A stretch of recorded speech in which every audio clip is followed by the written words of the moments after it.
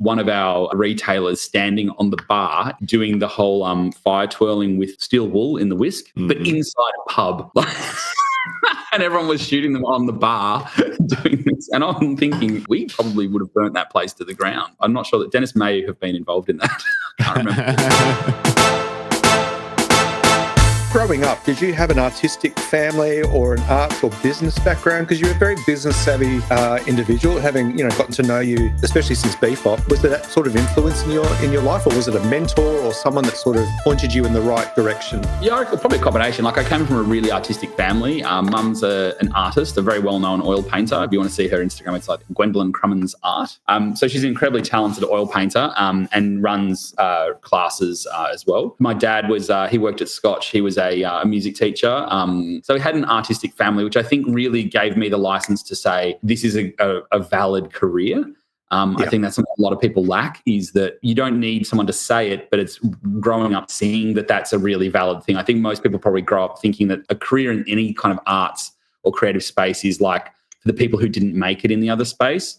And I didn't grow up with that mentality at all. I grew up thinking that was totally normal. We had a great life growing up. We traveled a lot. My parents have been really successful with the way that they've built their lives. And so it never felt like it was the back, what do you call it? The backstop or the second rate. So that was one thing. From a business perspective, again, like a lot of encouragement in that space. I think they kind of knew from an early age I was really interested in business. I had my first business at 12, which was one of my more successful businesses, ironically. And you're still chasing that thrill all these years later. I had my first million at 13. 12-year-old self. Yeah. I got asked by a family friend to convert some of their old Super 8 video footage back to, at the time it was to VHS. And I said, I don't know how to do that. But of course I was the techie kid. So they were like, well, you can work it out. And we ended up working out that they had an old projector as well. I had a new video camera. It wasn't digital at the time, but I could hook it up to the VCR. So I essentially projected their Super 8 videos onto my bedroom wall, which wasn't painted specially or smooth or anything. It was just projected onto a wall that was whitish. And I filmed it with a video camera, and I plugged a CD player into the RCA inputs. I had a CD player plugged into the audio and the camera's video plugged in. So I did these kind of like hack edit jobs of all their Super 8 films. Nice. And then their friends and their friends' friends came out of the woodwork. Oh, we've got lots of those. And it kind of grew. My dad did a 5,000 copies at work of an ad that I made up in PowerPoint. And we got some friends to do a mail drop in the area. And I ended up getting Kodak Australia as one of my clients. And they were sending me from Sydney for a 12-year-old to film on the wall, which they didn't realise at the time, but there was no one else really doing it. Yeah, it was only when Mum answered the phone one day and they asked for me, and it was like a Tuesday. She knew the drill, but and said, no, he's not here. He's at school. And they said, what are you talking about at school? And she blew the lid that I was 12 years old in grade 6. Anyway, I had a big box of film that was sitting in my bedroom ready to go, and I think that was the last batch that I ever got sent down. But it kind of, I was always encouraged to do that kind of stuff. I think that there are some kids that you can see have that interest in that entrepreneurial streak, and then others are very fixated on a particular thing. And I was always the floater who would look for opportunities. So and then growing up, I think you naturally start bumping into those people. I had some really awesome mentors in my first jobs that probably showed me that what's possible, and the way that they carried themselves and the sort of conversations they had with people and the things that they said yes to. And then we'd get back to the office and I'd be like, why did you say yes to that? And they were like, well, we can work it out, can't we? And I was like, wow, okay, that's a thing. Adults do that too, right? Tell us, Matt, how'd you go from basically like, all right, I just want to take some shots while I'm underwater to becoming essentially, I guess, a photographer? At some point in that, you built a relationship with Olympus. I mean, it was a long story in a way. Like I bought like a pretty rubbish camera at the beginning because at the time there was only rubbish cameras out there. I shot a lot of stuff for the club and this is over a long period of time as well, right? So I shot a lot of photography for the dive club. And at the time, because cameras were so expensive, like no one would have a DSLR underwater at the time. It was like point and shoots were a thing. If you're a full-on pro, maybe like the guys in the Philippines and stuff, they would have a DSLR, maybe some of the US guys, but it wasn't really a thing, at least not mainstream. Like if you went to all the dive clubs in Melbourne, you'd maybe find one person who had enough to have a DSLR. So my stuff looks pretty retrospectively embarrassing. So I got a bit of traction there, and I was a dive instructor at the club and stuff. So there was already kind of this level of, I had a bit of a leadership role in that photography space because I was sort of one of the first ones in our club to take it somewhat seriously. I had a background in video already, and I had an interest in that tech photography stuff. And so as time went on, I bought myself a video camera. I moved to Thailand and for it was only like 6 months or something, but I did my dive instructing over there and ended up doing a lot of underwater photography over there. I kind of did my instructorship and then taught a little bit and then realized I'd like just diving every day, taking photos and videos. Again, looking back, they're horrendously bad. At the time, I guess they were good. Came back to Melbourne after that stint and realized that actually I wanted to take something seriously. Like I was floating a little bit. I had a job. I was working at Editel, which was is a post-production firm doing TV production and stuff, and they had some photography opportunities. But I wanted to start taking my own stuff a bit more seriously. And so I decided that I'd buy myself a camera, like a proper big person camera. And this was my first move into like adulthood, my mid-20s. And I was going to say, you were mid-20s at this point, and you were... Something like that, yeah. It would have been. And so I basically bought a Panasonic GH2, which was one of the very first kind of serious mirrorless cameras, well known for its video at the time, which was a really big appeal to me. And I bought some nice lenses, bought a Nauticam housing, which was it's like the Rolls Royce of underwater housings. Pretty incredible things. They're incredibly expensive though. I was going to say, do you remember roughly what they cost back then? Like how big of an investment was the housing? So I don't remember the exact of the housing, but I'm pretty sure the whole kit together, including a couple of flashes, the housing, the camera, the lenses, all the bells and whistles that went with it, I'm pretty sure it cost me like 15 or 16,000. Yeah. So it wasn't, at the time especially, it was a lot of money. And especially for my age, it was a ridiculous amount of money. Like it was an uncomfortable investment. And I borrowed some money from the parents to do it. But I thought if I'm going to do it properly. Because the thing with underwater housing is a bit like real, other cameras. If you buy the cheaper one, it probably costs you 50%. If you can rummage up the extra 50% of the money, you'll get the top end. It's sort of like the entry level is such a high bar anyway. If you can afford to push it up, you get a lot more bang for your buck just by going that bit further. So the joke of this was that I actually then started shooting, and of course it completely changed my photography. Like I was getting some really good shots, even shots that today I'm really proud of. And even the first 3 or 4 weeks of it, my mum sent me this, it must have been an email or something, because I don't think we had image text back then, or maybe it was an image of MMS. MMS, yeah, exactly. Remember those? Yeah. And it was of an article in the paper that was Olympus had an underwater photography competition and they were looking for an ambassador. And so I thought, well, this is ridiculous. Of course, I've got no chance of winning this. I'm a bit of a hack. I might be a little experience, but there's people out there who are been doing this a long time. Really, it's a pretty big thing. The prize was an ambassadorship, a camera rig, and a trip to the Solomon Islands on a private island just with yourself. Oof. A week. And I know, I thought, well, stuff it, I'll enter in anyway. So I put my stuff in. You had to have a portfolio of 5 shots, which I thought was clever.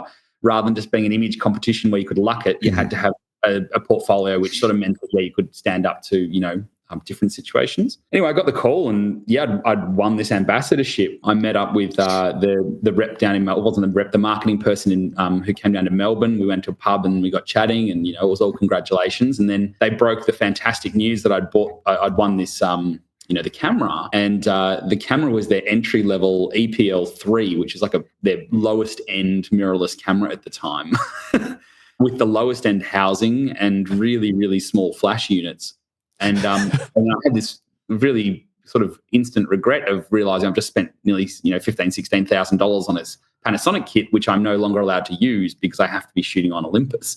And the one they've given me is about 10% of the capacity or capability of the one I've just bought. Oh. And so, I only sold that.